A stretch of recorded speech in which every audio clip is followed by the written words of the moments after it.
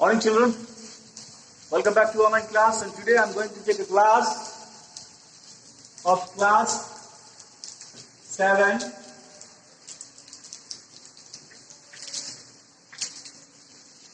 SST from civics। तो आज जो चैप्टर मैं आपको पढ़ाने जा रहा हूँ वो चैप्टर नंबर 23 है।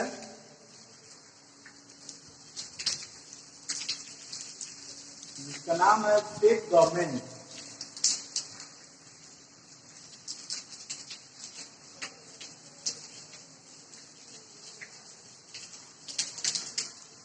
स्टेट गवर्नमेंट आज हम लोग जो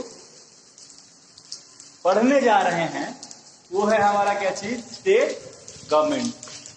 तो चलिए हम आगे बढ़ते हैं। इसमें क्या क्या आज हमको पढ़ना है। सबसे पहले जानिए कि आप स्टेट गवर्नमेंट के बारे में पढ़ने जा रहे हैं, और वो भी इंडिया के। तो इंडिया हमारा भारत जो है वह एक बहुत ही बड़ा डेमोक्रेटिक कंट्री है ना। इंडिया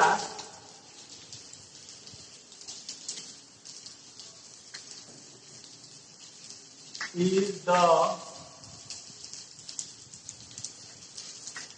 world's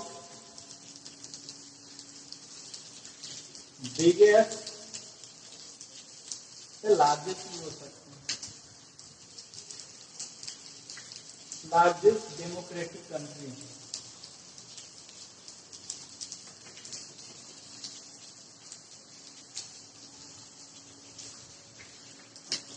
है ना। एक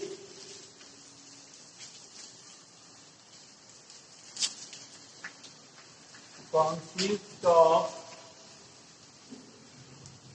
29 states and 9 union territories।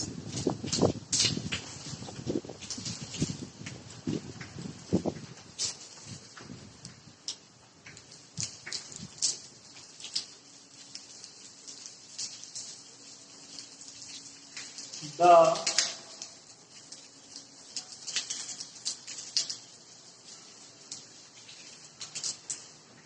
government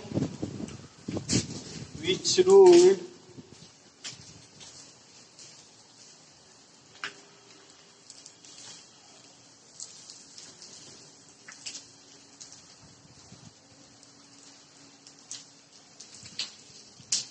ruling in India is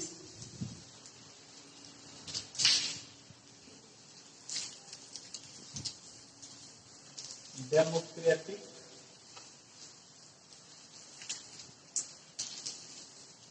government. ठीक है।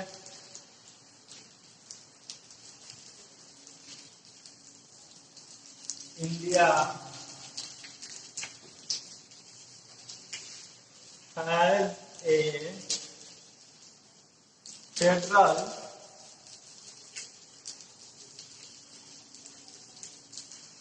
form of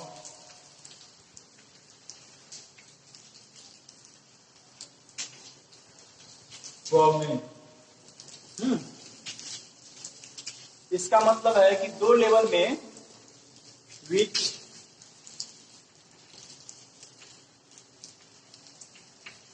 work in two levels।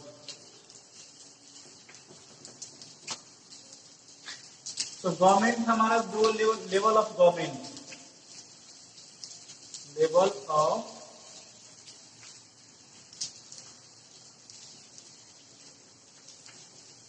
दो लेवल हो जाता है हमारा गवर्नमेंट का। एक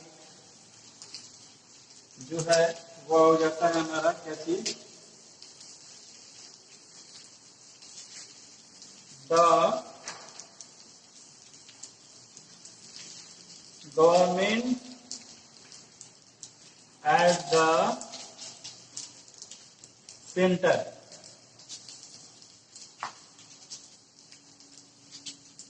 and the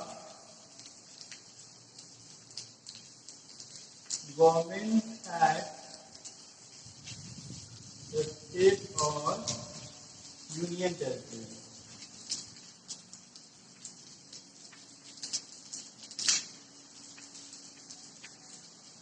ठीक है, फिर से देखिए, ए स्टेट गवर्नमेंट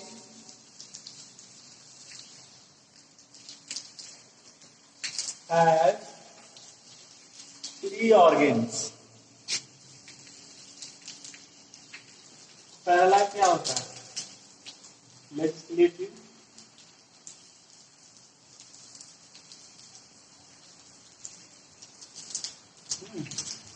दूसरा होता है एग्जीक्यूटिव,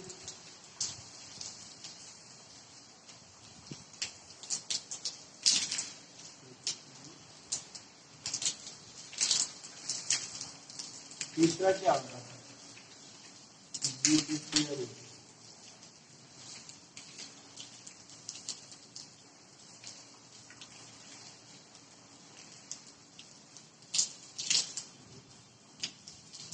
ठीक है, तो चलिए आइए हम देखते हैं। जैसे कि हम सभी लोग जानते हैं कि विश्व का सबसे बड़ा डेमोक्रेटिक कंट्री है तो वो है हमारा भारत देश, और विश्व का दूसरा स्थान आता है हमारा जनसंख्या में, और क्षेत्रफल की दृष्टि से विश्व में 7वां स्थान आता है हमारा भारत का स्थान आता है, जिसमें 29 स्टेट है और 9 यूनियन टेरिटरीज है। ये 9 यूनियन टेरिटरीज और जो 29 स्टेट्स हैं वो मिलकर भारत कहलाते हैं, जिनमें एक फेडरल गवर्नमेंट जो है वो वर्क करते हैं, यानी कि एक सेंट्रल गवर्नमेंट का वर्क होता है और एक स्टेट गवर्नमेंट का। देखिए, स्टेट गवर्नमेंट यानी कि हम लोग बिहार, राजस्थान, गुजरात, ये सभी क्या है? स्टेट गवर्नमेंट है, और इन सब के ऊपर एक गवर्नमेंट जो है वर्क करती है, जो सबको जो है वह लुक आफ्टर करती है, वो है हमारा सेंट्रल गवर्नमेंट। यानी कि सेंट्रल गवर्नमेंट क्या होती है? वो सबसे अपर लेवल की होती है, और जो लोअर लेवल का जो गवर्नमेंट होता है वो है हमारा क्या चीज? स्टेट गवर्नमेंट और यूनियन टेरिटरीज। ये हमारे लेवल का गवर्नमेंट, यानी कि 2 लेवल में हमारा वर्क जो है वह करती है। सेंट्रल गवर्नमेंट में हमारा क्या आता है? लोकसभा, यानी कि जितने भी सारे जो हमारे कैबिनेट्स है वो सभी सेंट्रल गवर्नमेंट का निर्माण करते हैं। साथ ही हमारा जो विधानसभा वगैरह है ये सभी क्या होता है? हमारा स्टेट गवर्नमेंट का ही एक अंग होता है। और जैसे कि सेंट्रल गवर्नमेंट को कौन लुक आफ्टर करता है? हमारा स्टेट कंट्री का जो हेड होता है वो हमारा प्रेसिडेंट होता है, और प्रेसिडेंट प्राइम मिनिस्टर की मदद से जो है वो वर्क करती है वो सेंट्रल गवर्नमेंट में। फिर वैसे स्टेट गवर्नमेंट में जो स्टेट का जो नॉमिनल हेड होता है, यानी प्रेसिडेंट का जो नॉमिनल हेड होता है वो क्या होता है? गवर्नर होता है। तो गवर्नर जो है वो क्या होता है? स्टेट का हेड होता है, और वो चीफ मिनिस्टर की मदद से क्या करता है? उस गवर्नमेंट को चलाता है, उसी की मदद से वो सारे वर्क जो है वह किया करता है। और स्टेट गवर्नमेंट जो है वह 3 फेजेस में जो है वह वर्क करती है, उसके ऑर्गेन्स जो है वह वर्क करते हुए है कैसे? हमारा लेजिस्लेचर, एग्जीक्यूटिव और जुडिशियरी, यानी कार्यपालिका, न्यायिका और विधायिका। ठीक है, सबसे पहला चीज क्या है? विधायिका। मतलब विधायिका में क्या होता है? नियम बनते हैं। ठीक है, एग्जीक्यूटिव वहां वर्क को इंप्लीमेंट करा दिया जाता है, और जुडिशियरी यानी कि न्यायालय, जो इस वर्क को फुलफिल नहीं करते हैं, जो इस चीजों को नहीं काम किया करते, उनको क्या किया जाता है? दंडित किया जाता है, यानी कि लॉ एंड रूल जो है फॉलो जो है वो किया जाता है क्या चीज? हमारा जुडिशियरी सिस्टम के अंतर्गत। तो चलिए आज हम लोग अभी पढ़ेंगे नेक्स्ट टॉपिक। जो हमारा आज का नेक्स्ट टॉपिक है वो है हमारा फेडरलिज्म इन इंडिया। अभी हम लोगों ने जाना है फेडरल गवर्नमेंट के बारे में, तो अभी हम लोग पढ़ेंगे federalism in India.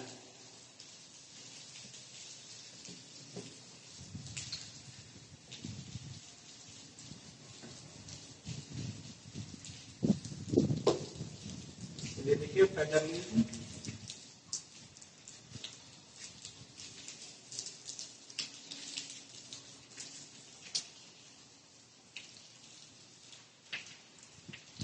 In India.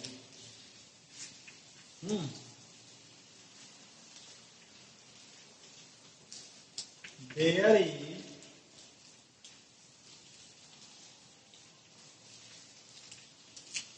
Federalism in India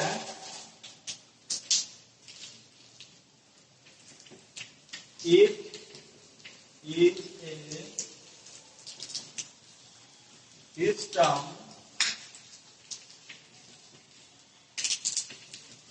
in which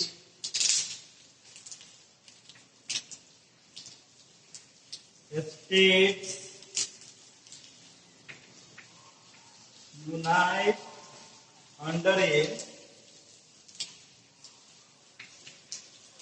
central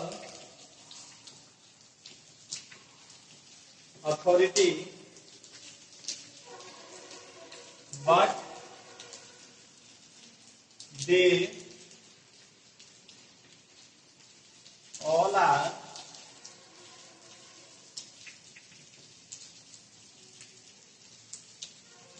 independent in internal affairs.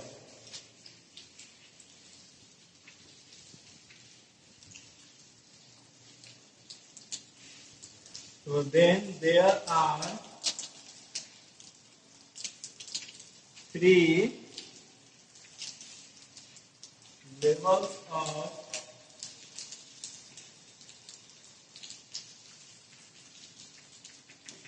Government. तीन लेवल है गवर्नमेंट का, वो क्या क्या है?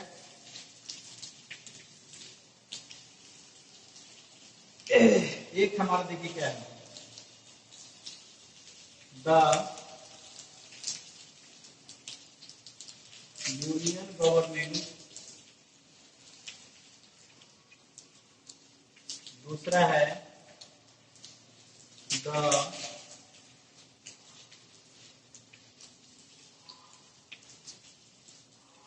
State government and the local self government.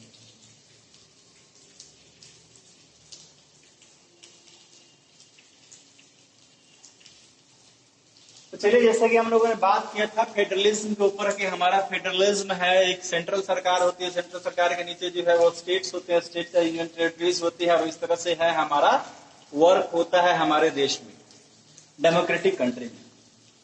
तो there is a federalism in India. India में क्या है? Federalism. And it is a system in which the states unite under the central authority. इसका मतलब यह है कि जितने भी सारे स्टेट है वो सेंट्रलाइज, यानी कि कोई भी जो है वो इंडिपेंडेंट तो है। कहने का मतलब यह है कि सारे जितने भी उसको स्टेट्स हैं उनको लुक आफ्टर करने का एक पावर है, जो कि हमारा सेंट्रल गवर्नमेंट है। और सेंट्रल गवर्नमेंट ये लुक आफ्टर करती है ये सारे स्टेट्स को, यानी स्टेट्स के ऊपर का जो एक हेड होता है वही होता है हमारा सेंट्रल गवर्नमेंट होता है। और फेडरलिज्म में क्या है? They all are independent. सभी स्टेट्स जो है वो इंडिपेंडेंट है, बट लेकिन सिर्फ इंटरनल अफेयर्स यानी कि अपने आंतरिक मामलों जो भी चीजें हैं उसको अपनी तरह से सुलझाने का पूर्णतः अधिकार होता है। ये है हमारा फेडरलिज्म में, ठीक है। लेकिन ये सभी को लुक आफ्टर जो है वह एक ही चीज करता है, वो क्या है? हमारा सेंट्रल गवर्नमेंट, जो कि तीन लेवल में हमारा जो है स्टेट गवर्नमेंट हमारा वर्क करता है। हमारा जो फेडरलिज्म का जो गवर्नमेंट है वह वर्क करता है। एक है हमारा यूनियन गवर्नमेंट जिसको बोलते हैं सेंट्रल गवर्नमेंट, ठीक है।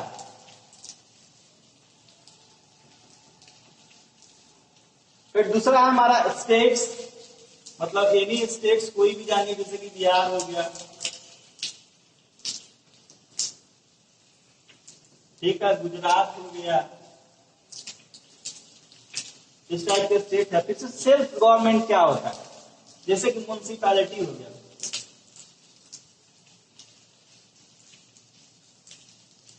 ठीक है, ग्राम पंचायत हो गया,